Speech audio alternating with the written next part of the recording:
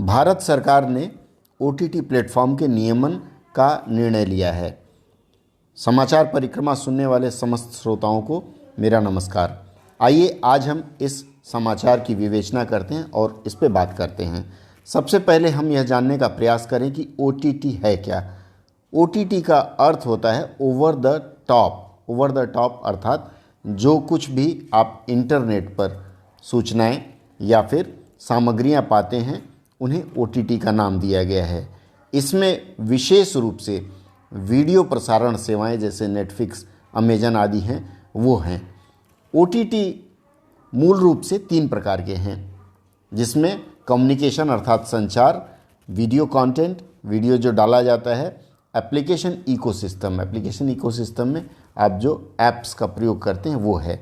और अगर अन्य रूप में देखा जाए तो मुख्यतः इसके 2 प्रकार हैं, जिसमें कम्युनिकेशन आता है संचार और दूसरा आता है नॉन कम्युनिकेशन। कम्युनिकेशन की बात करें संचार की, तो संचार में 2 प्रकार की सेवाएं आती है। एक VoIP है। VoIP अर्थात वॉइस ओवर इंटरनेट प्रोटोकॉल, जिसमें आप इंटरनेट के माध्यम से, जैसे आजकल व्हाट्सएप ने शुरू किया है, आप बातें करते हैं एक दूसरे से, जिसमें किसी तार की ज़रूरत नहीं होती है और इसका नियंत्रण या इसको सुन पाना भी मुश्किल होता है बीच वाले किसी व्यक्ति के लिए। दूसरी सेवा है PSTN। इसे कहते हैं पब्लिक स्विच टेलीफोन नेटवर्क, अर्थात जनता के लिए जो बनाया गया, जैसे लाइन बिछा करके जो काम किया जाता है या कुछ उसमें वायरलेस चीज़ें भी आती हैं। ये सारी चीज़ें अभी तक आती थी। ओटीटी में सबसे बड़ी सुविधा अब तक क्या थी कि ओटीटी में जो कुछ भी सूचनाएं डाली जाती थी, चाहे वीडियो डाला जाए या कुछ भी बातें डाली जाती थी, उस पर सरकार का कोई नियंत्रण नहीं होता था, उस पर कोई सेंसरशिप नहीं होती थी, जिसके कारण धीरे धीरे यह देखा गया कि इसमें अश्लीलता की हद होती जा रही है। कई सारी ऐसी सामग्रियां भी इंटरनेट पर मुहैया कराई गई, जिसमें गाने और तमाम तरह की बातें आई। तो इस विषय में केंद्र सरकार अक्टूबर 2019 में उसके बाद भी सुप्रीम कोर्ट ने भी इसमें हस्तक्षेप किया था कि अक्टूबर 2019 में भारत सरकार ने एक सूची जारी की थी, जिसमें डोंट्स अर्थात ये चीज़ें नहीं की जानी है। ये कहा गया था कि जितने भी ओटीटी प्लेटफॉर्म हैं उस पर जो भी सामग्री डाली जाएगी उसके लिए सामग्री के निर्माता उस सूची का अनुपालन करेंगे। इस सूची में क्या था? इसमें यह था कि भारत का राष्ट्रीय ध्वज या राष्ट्रीय प्रतीक की अवमानना न हो, चाइल्ड पोर्नोग्राफी अर्थात बच्चों के नग्न चित्र या नग्न दृश्य नहीं दिखाए जाएंगे, धार्मिक दुर्भावना बढ़े या धार्मिक उन्माद को बढ़ावा मिले ऐसे किसी सामग्री को इस पर नहीं दिया जा सकता। इसके अलावा आतंकवाद को प्रश्रय देना या बढ़ावा देने वाली सामग्री और उसके बाद फिर विधि के अनुसार ऐसी सामग्री जिसका प्रसारण अवैध हो, उन सब को ओटीटी पर डालना बिल्कुल मना था।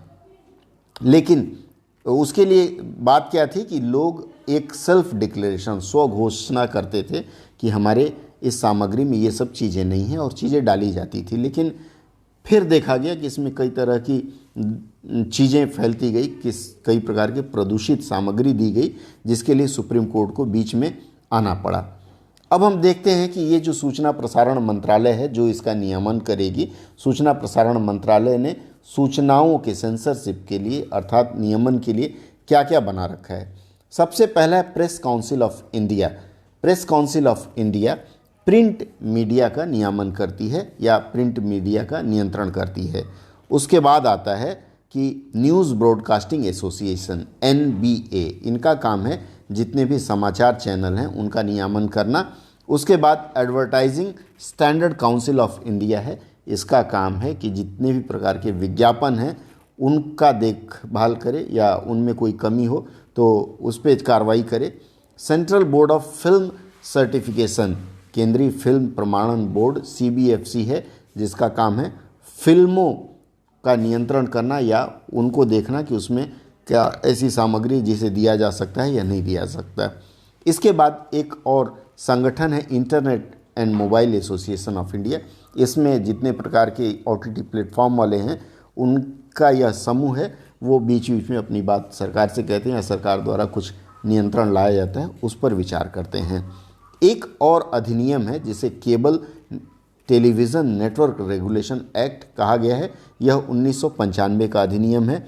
उसके बाद है electronic media monitoring centre setup, ये 2008 में बनाया गया था। इसमें टीवी पर क्या सामग्री दी जाती है उसका नियमन किया जाता था। अब ये जो संस्थाएं हैं, यह कयास लगाया जा रहा है कि या तो cable television network regulation act के अंतर्गत या फिर इलेक्ट्रॉनिक मीडिया मॉनिटरिंग सेंटर जो 2008 में बनाया गया था, उन्हें इन चीज़ों के नियमन की जिम्मेदारी दी जा सकती है। हालांकि इस विषय में अभी कुछ भी स्पष्ट नहीं है। बुधवार 11 नवंबर को भारत के माननीय राष्ट्रपति महोदय द्वारा हस्ताक्षरित एक अधिसूचना हुई थी, गजट अधिसूचना हुई थी, जिसमें इस बात की जानकारी दी गई थी। सिंगापुर यूके में ओटीटी के नियमन के लिए वहाँ प्राधिकरण बने हुए हैं। ऑस्ट्रेलिया में 1992 में बीएसए बनाई गई थी जो इसका नियमन करती है। तुर्की में भी 10 वर्ष के लिए ओटीटी प्लेटफॉर्म को लाइसेंस दिया जाता है। इसके अलावा तुर्की, सऊदी अरब में इसके लिए काफ़ी कठोर कानून हैं।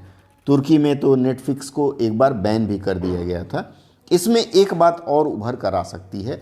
कुछ लोग कह सकते हैं कि ये हमारे अभिव्यक्ति की आज़ादी को सरकार कुचल रही है, लेकिन आपको बता दें कि अनुच्छेद 19(2) भारत के संविधान के अनुच्छेद 19(2) में यह व्यक्त है कि कुछ ऐसी सामग्री है, कुछ ऐसी बातें हैं, कुछ ऐसे विचार हैं जिसे फ्रीडम ऑफ एक्सप्रेशन के अंतर्गत, अभिव्यक्ति की आज़ादी के अंतर्गत नहीं गिना जा सकता, और सरकार चाहे तो ऐसी अभिव्यक्ति की आज़ादी पर नियंत्रण कर सकती है। इसके अलावा आईटी एक्ट, सूचना प्रौद्योगिकी अधिनियम के अनुच्छेद 69A 69A के अंतर्गत सरकार को यह शक्ति मिली हुई है कि वो किसी भी सामग्री को, टेलीविज़न, इंटरनेट पर प्रसारित होने वाली किसी भी सामग्री को ब्लॉक कर सकते हैं, अर्थात रोक सकते हैं और उनका नियमन कर सकते हैं। अब आने वाले समय में क्या नियम बनते हैं वह पता चलेगा, और किस तरह से सूचना प्रसारण मंत्रालय उन चीज़ों का नियमन करती है यह आपको आने वाले समय में पता चलेगा। लेकिन यह बात तो तय है कि जिस प्रकार से फर्जी समाचार, फेक न्यूज़ और तमाम तरह की चीज़ें इंटरनेट पर उपलब्ध होती थी, अब उन पर किसी न किसी रूप में रोक लगेगी और जो सत्यनिष्ठ चीज़ें हैं वही आएंगी।